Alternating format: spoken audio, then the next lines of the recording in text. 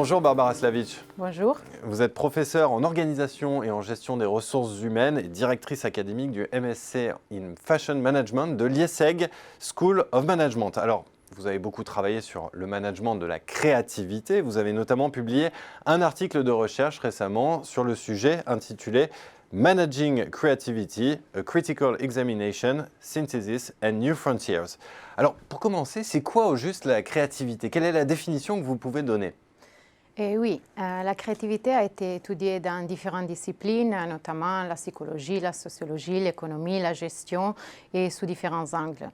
Elle a été définie de différentes manières. Plusieurs définitions ont souligné une vision de la créativité en tant que processus et d'autres en tant que résultat. Et donc les définitions qui sont basées sur les résultats soulignent que pour considérer par exemple une idée, un produit comme créatif, doit présenter plusieurs caractéristiques, par exemple nouveauté, originalité, utilité, adéquation au contexte organisationnel et reconnaissance publique aussi. Quand on regarde la créativité comme un processus, donc les définitions qui considèrent la créativité comme un processus considèrent ou la créativité un processus cognitif individuel, d'imagination, de résolution des problèmes, d'invention, de découverte, des pensées divergentes, quand on parle de divergent thinking, ou comme un processus comportemental, d'engagement par exemple dans une tâche créative, ou autre vision des processus, c'est processus relationnel. Donc un processus, la créativité comme un processus d'interaction. Par exemple, il y a des définitions qui ont mis en évidence les pouvoirs créatifs de la collaboration et le fait que quand on a la créativité, c'est toujours un résultat d'équipe plutôt qu'une étincelle individuelle. Donc aussi, ce moment eureka ne se serait pas produit, par exemple, si Archimède n'avait pas passé plusieurs heures à discuter avec ses collègues mathématiciens et philosophes. Alors ça fait beaucoup de choses. Quelle définition retenir? Donc la définition la plus courante de la créativité qu'on utilise dans tous les domaines du management, de la gestion, dans les entreprises, c'est que la créativité, c'est la génération de quelque chose de nouveau, d'utile, d'original, qui crée de la valeur pour une organisation. Ça, c'est très important parce que la créativité, ça coûte cher. Donc on veut de la créativité pour créer de la valeur, pas juste pour avoir de la créativité parce que c'est à la mode. Quel est le constat que vous dressez quand vous observez le management de la créativité tel qu'il est pratiqué aujourd'hui dans les entreprises et notamment quels sont les points faibles que vous pouvez identifier?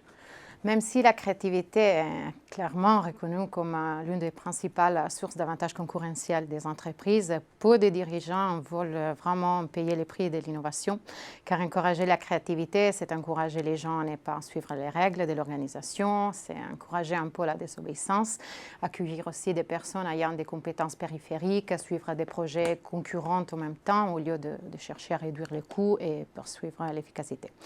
Les organisations ont tendance à aimer la stabilité, les routines, les règles, donc c'est plus facile d'avoir des routines que la créativité, bien sûr.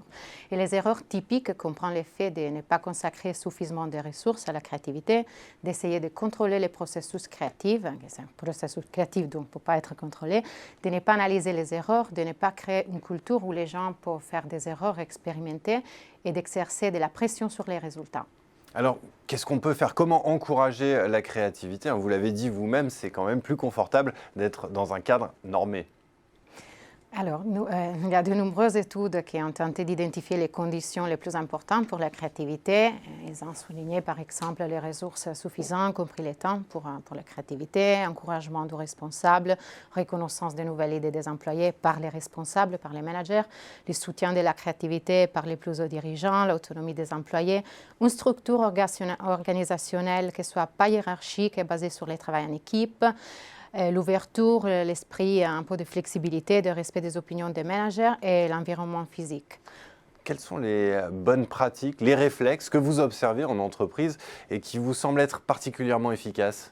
Si on regarde par exemple les pratiques des entreprises qu'on considère les plus créatives, par exemple Pixar, IDEO, Google, donc ceux qui sont très connus pour la créativité, les bonnes pratiques comprennent la capacité de rebondir après un échec, donner aux employés la permission de faire des erreurs, savoir choisir les bonnes personnes et gérer les talents créatifs, la capacité d'accepter les risques, encourager des relations de confiance et de respect, donc avoir une bonne communication, accepter, encourager les commentaires constructifs, des leaders qui sont capables de transformer la vision en directive claire, donner aussi aux gens des informations très claires et des objectifs, mais la liberté de décider comment les atteindre. La capacité d'analyser ses erreurs, donc savoir équilibrer les aspects positifs, négatifs, faire une réflexion sur les erreurs. Savoir raconter des histoires, l'aspect narratif c'est très important, des leaders qui transmettent leur enthousiasme aux employés, savoir trouver rapidement les faiblesses, c'est très important lors d'un cycle d'innovation afin de l'améliorer et corriger les faiblesses. Donc la mathématique d'innovation un peu dit que si l'entreprise veut plus de succès, alors doit être prête à accepter plus des échecs. Alors vous nous avez dit beaucoup de choses jusqu'à présent. Est-ce que pour résumer, on peut dire que finalement les personnes créatives, ce sont celles qui ont des idées, des nouvelles idées constamment, ou alors des personnes comme les artistes? Ben non, en fait, c'est qu'un mythe. C'est un mythe. La créativité est un muscle, une mentalité, donc tout le monde peut être créatif, ce n'est pas un trait. La créativité fait naturellement partie de la pensée et du comportement humain pour être bloqué dans les organisations. Donc il faut vraiment l'entraîner pour aider les gens à retrouver la confiance créative, parce que bâtir la confiance par l'expérience encourage une action plus créative dans le futur.